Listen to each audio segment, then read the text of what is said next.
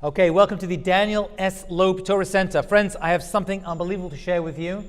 You may need a calculator, which you'll find on your phones, to help me get through this calculation. I heard this idea, I shared it with my wife. She then, at 3 a.m. last night, wrote it out for me, woke me up to tell me that it was absolutely, precisely correct in an unbelievable way. Please open your calculators, open your minds and your hearts to the following amazing idea. A little bit of background before we get to this amazing calculation, which is going to hopefully help us, lead us to Yemot HaMashiach and real shalom, real peace. We know that the world can exist as is for a maximum of 6,000 years. This is mentioned in numerous places. It's hinted at in the first pasuk of the Torah, where we see the letter Aleph appears 6 times, and Aleph is 1, same letters as Elef, which is 1,000, and therefore 1 equals 1,000. Therefore we know that there are 6,000 maximum years the world can exist as is. That idea is known. Shlomo HaMelech, King Solomon, made the following unbelievable prediction in Kohelet that I guess was known. I will see that it was known, but today, literally today, we're seeing how incredible the wisest of all people was when he made the following prediction. What does King Solomon say, Shlomo HaMelech say in Kohelet, in Ecclesiastes? He says that there are certain times, certain seasons that come upon the world. You're familiar with the very famous expression, there's a time to be born, there's a time to die, there's a time to kill, there's a time to heal. And he goes through different seasons, L'kol zman et tachat hashemayim, that exist. It's hard to know exactly what King Solomon is talking about. He actually lists 28 seasons, zmanim, that exist. There's a book called the Lev Eliyahu Bar Leopian, and he quotes the Vilna Gaon, who understands King Solomon's words in a remarkable way. He says that what King Solomon is actually doing is telling us that all 6,000 years of Jewish history are divided up into 28 seasons. So you can divide 6,000 by 28 seasons. So open your calculators, those who are watching online or those people who are here, and what do you get when you divide 6,000 by 28? Because Shlomo HaMelech, King Solomon, is telling us that you end up, it's more than 214. 214.285571. Oh, no. Okay.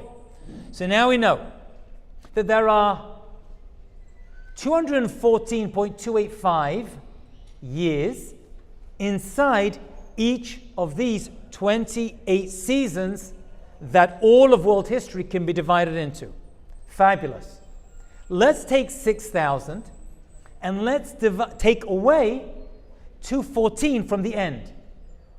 What do you end up with? So 6,000 minus 214.285.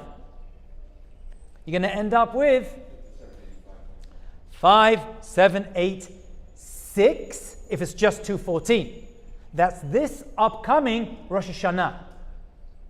This upcoming 5786 begins, and the upcoming Rosh Hashanah, that's when it begins. What was the 28th time that King Solomon refers to? What's the last of the 28? A time for shalom, peace.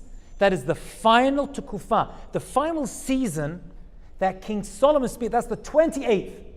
So we know from 5786, from that Rosh Hashanah, begins 214 years of shalom according to the calculation of King Solomon.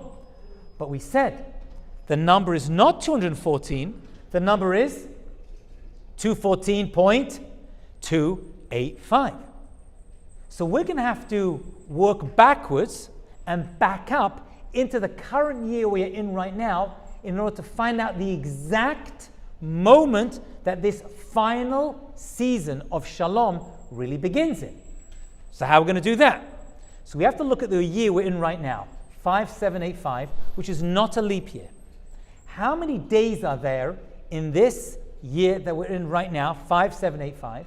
There are 355. 355 days in this leap year.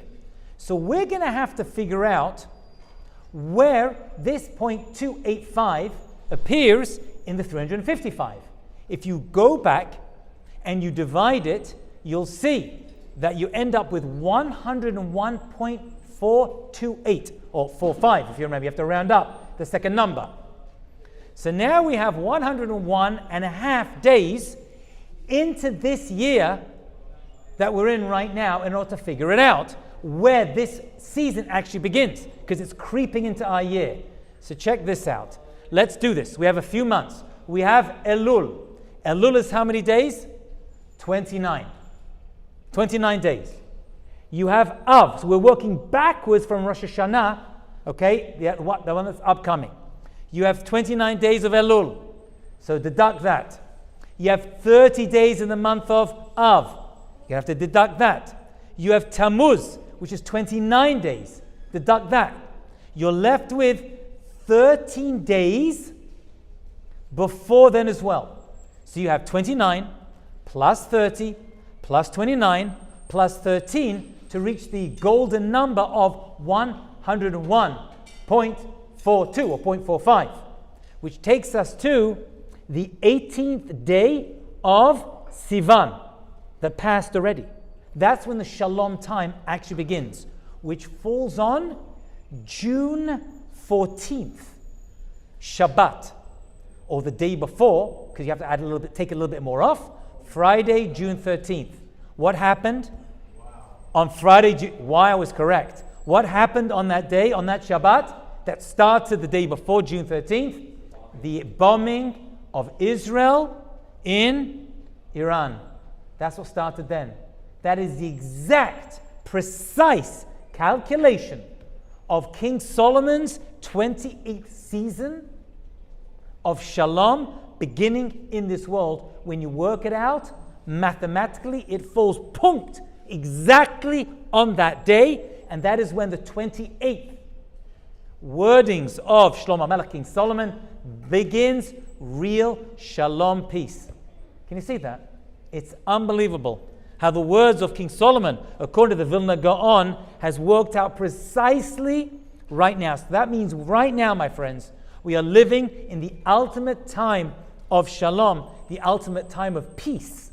According to King Solomon's description of an et of a Shalom time that will, B'ezrat Hashem, lead us into the final Geulah, the final redemption. Okay, I had to share that with you. It blew my mind. And it was worth my wife waking up at 3 a.m. to tell me. Very, very cool. Okay. It's easy to do it after the fact. That's how we did it. I mean, the Vilna Gaon mentions this 250 years ago. We just didn't know what was going to happen on that precise date. Was your wife calculating her dream? I don't know why she was up at 3 a.m., but she wrote it up, and there's the calculation she gave me at 3 a.m., and she ripped it off, gave it to me, and said, you're going to speak about it. And I do what my wife says. That, my friends, is a calculation. That's a calculation. I'm just telling you. You can check it yourself. You can check it out yourself. Okay. Let's look at the parsha